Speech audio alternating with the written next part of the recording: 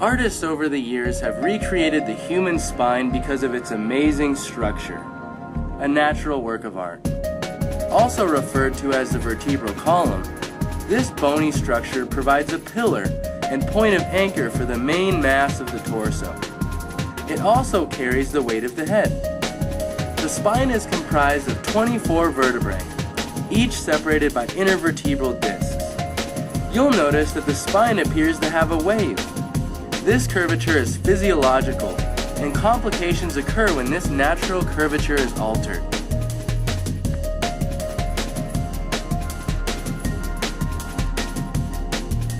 Physicians separate the individual vertebrae into 3 different sections: the cervical, thoracic, and lumbar. Below the lumbar vertebrae is the sacrum, a fused section of spine. The coccyx, commonly known as the tailbone, makes up the most inferior aspect of the column. The axial view of the vertebrae shows how complex the spine really is. The large hole or foramen in the center of the vertebrae houses the spinal cord in its spinal canal.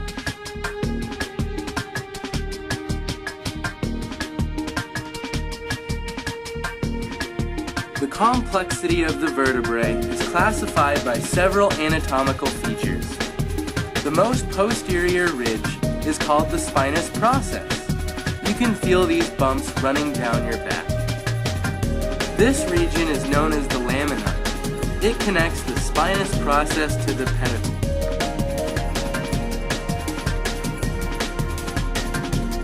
This is the facet. These lateral ridges are named transverse processes. This is also the pedicle, a column that connects to the vertebral body. As mentioned earlier, this large foramen houses the spinal cord and is called the vertebral foramen. This big circular bony mass is called the vertebral body.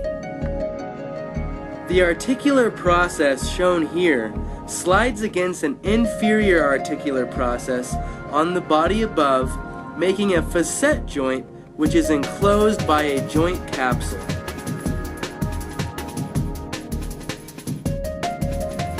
From this posterior view, you can clearly see these facet joints and how each vertebrae fits together to make up the column. You can also see how the spinal cord travels through the vertebral foramen. Notice how these lumbar vertebrae have very pronounced transverse processes and articular processes.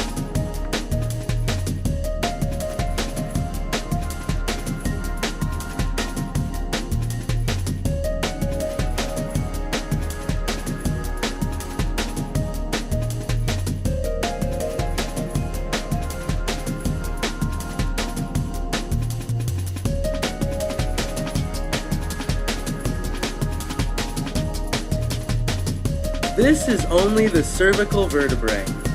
Compared to the lumbar segment, these vertebrae have very small transverse and articular processes. You'll also notice that C1 and C2 look far different from the other vertebrae.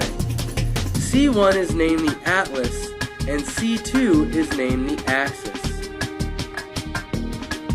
This feature of C1 is called the posterior arch. Notice that there is no disc space between C1 and C2. C2 has a bifid spinous process. All 3 sections of vertebrae are unique. You can clearly see where the lumbar vertebrae end and the thoracic vertebrae begin. There are 5 lumbar vertebrae, 12 thoracic, and 7 cervical. The transverse processes of these thoracic vertebrae are much smaller to make room for the ribs. The cervical vertebrae also looked much different than the thoracic.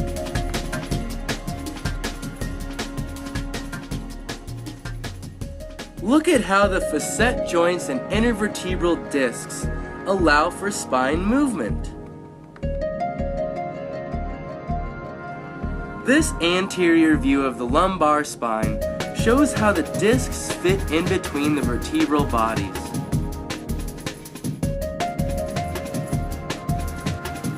With this model, you can see how nerve roots travel out of the vertebral column through small foramen. Complications occur when discs collapse and compress these roots. You can also see on this model how the transverse processes act as an anchor point for muscles.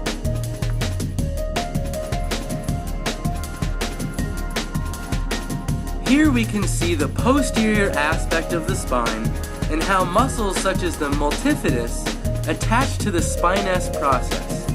We can also see the nerve roots traveling out of the foramen.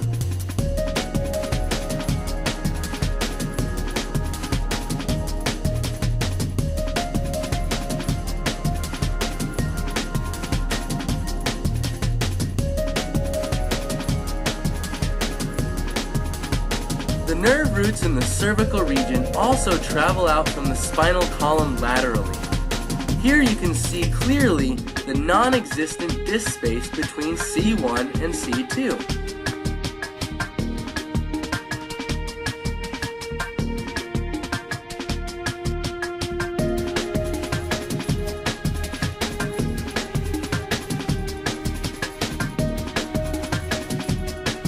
Notice again the bifid spinous process of C2 and how the C1 and C2 nerve roots exit the column more posterior than inferior nerve roots.